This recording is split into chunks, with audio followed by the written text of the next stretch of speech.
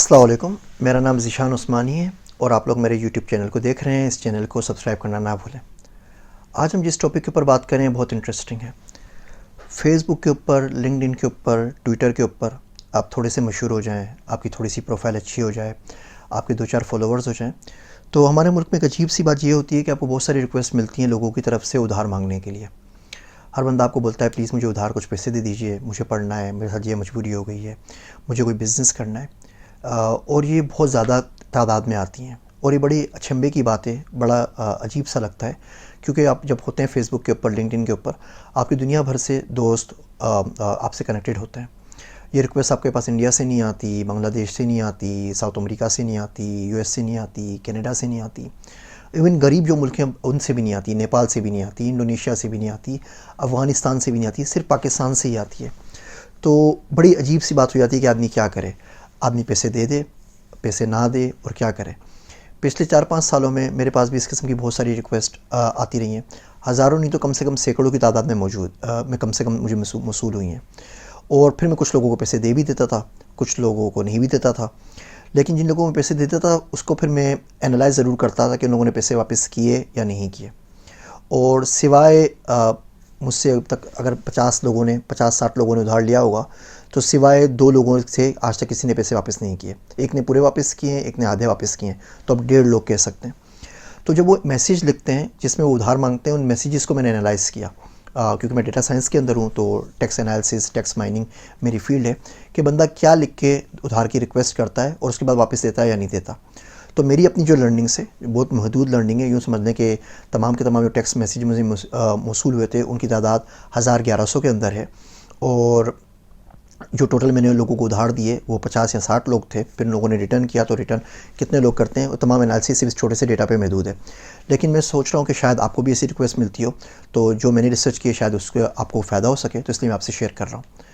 अगर बंदा है और वो लिखते हुए जब आपसे रिक्वेस्ट कर रहा हो लोन की, अगर वो ये वर्ड्स लिखे तो अब यकीन जानिए वो आपके पैसे वापस नहीं करेगा। मेरा कम से कम एक्सपीरियंस ये है। अगर वो लिखते हुए किसी बीमार का जिक्र करे कि जी मैं बीमार हूँ, अब्बू बीमार हैं, अम्मी बीमार हैं, या ख़ानदान में कोई बीमार है, तो यकीन रखिए आपके पैसे वापस नहीं आएंगे। उधार मांगते हुए अगर ये बोले कि आपको अल्लाह का वास्ता, आपको अल्लाह ने बहुत दिया है, अल्लाह के लिए मुझे दे दीजिए, अल्लाह आपका भला करेगा, यानी वो रिलीजन को बीच में लेकर आएँ, तो अभी तक मेरे एक्सपीरियंस से 100% ये हुआ है कि वो पैसे आपके वापस नहीं आएंगे, वो पैसे आपके डूब गए। फिर आप अल्लाह के लिए दे रहे हैं, आप खैरात कर दीजिए, ठीक है, अच्छी बात है, आप ऐसी मदद कर दीजिए, और फिर ये ना सोचेंगे पैसे आपको वापस मिलेंगे। लेकिन आप उधार की नीयत से दे रहे हैं और सामने वाला अगर अल्लाह का नाम लेके आपसे मांग रहा है, तो आपके पैसे वापस नहीं मिलेंगे। अगर वो साथ में ये बोलता है कि जी मैं आपको पैसे लाजमी वापस करूँगा, मैं आपसे पक्का वादा करता हूँ, मैं कसम खाता हूँ, मैं आपसे प्रॉमिस करता हूँ, तो भी आप बिल्कुल भूल जाइए, आपको आपके पैसे वापस नहीं मिलेंगे। अगर वो हॉस्पिटल का जिक्र करता है, जैसे मैंने पहले बताया, बीमारी का जिक्र करता है, तो भी आपके पैसे वापस नहीं मिलेंगे। अगर वो पढ़ाई का जिक्र करता है, तो भी आपके पैसे वापस नहीं मिलेंगे। अगर बोलता है मैं कोई कारोबार करना चाहता हूँ, तो आप यकीन करिए तब भी आपके पैसे वापस नहीं मिलेंगे। आप खुद सोचिए ना, जिस शख्स ने ज़िंदगी में डबल रोटी ना बेची हो, जिस शख्स ने ज़िंदगी में 5,000 की जॉब ना की हो, वो बोलता है आप मुझे 10 लाख रुपए दे दीजिए, मुझे कारोबार करना है, तो सर बात है उसका कारोबार कामयाब नहीं हो सकेगा, या चांसेस बहुत ज़्यादा कम है। तो उसका कारोबार भी डूब जाएगा, उसके अपने पैसे भी डूब जाएंगे, आपके पैसे भी डूब जाएंगे, और आपके लिए बड़ा मसला रहेगा। हाँ, इंटरेस्टिंग बात ये है कि जो लोग पैसे वापस कर देते हैं उनके भी टैक्स अलग होते हैं। अगर कोई शख्स आके आपसे बात करे, बोले कि जी आप मुझे पैसे दे दीजिए और मैं आपको माहाना के साथ में अदा कर दूंगा, और महीने किस्तें ये होंगी, 10,000 होगी, 20,000, 25,000 होगी, तो आपके पैसे वापस कर देगा। कोई शख्स आके बोलता है जी आप मुझे कर्ज़े हंसना दे दीजिए, मुझसे सूद चार्ज ना कीजिए, मैं आपको मंथली इंस्टॉलमेंट दे दूंगा, तो आपके पैसे वापस मिल जाएंगे। कोई शख्स आके आपको बोलता है जी मेरा अकाउंट है, इतने पैसे सेविंग में, इतने चेकिंग में, इतने मैं तनख्वाह से कमाता हूँ, इतने पैसे वहाँ से आते हैं, आपसे पैसे लेने के बाद मैं फ़लाँ जगह लगाऊंगा और इतना पोर्शन मैं आपको दिया करूँगा, तो आपको पैसे वापस मिल जाएंगे। मेन रीज़न ये होता है कि उन बंदों के पास फाइनेंशियल लिटरेसी होती है, उनको कम से कम पता होता है सेविंग अकाउंट किसे कहते हैं, चेकिंग अकाउंट किसे कहते हैं, इंटरेस्ट किसे कहते हैं, कर्ज़े हंसना किसे कहते हैं, किस्तें किस तरह बनानी है, और आपको खर्चा किस तरीके से अपना चलाना है, और आपके उधार की रकम किस तरीके से वापस करनी है। तो ये बड़ा इंटरेस्टिंग टॉपिक था कि लोग जब उधार मांगने आते हैं तो किन लोगों को उधार देना चाहिए या नहीं। आप किसी को दर्द दिल की वजह से दे रहे हैं, अल्लाह के लिए दे रहे हैं, आप ज़रूर दीजिए, लेकिन फिर वापसी की उम्मीद ना रखें।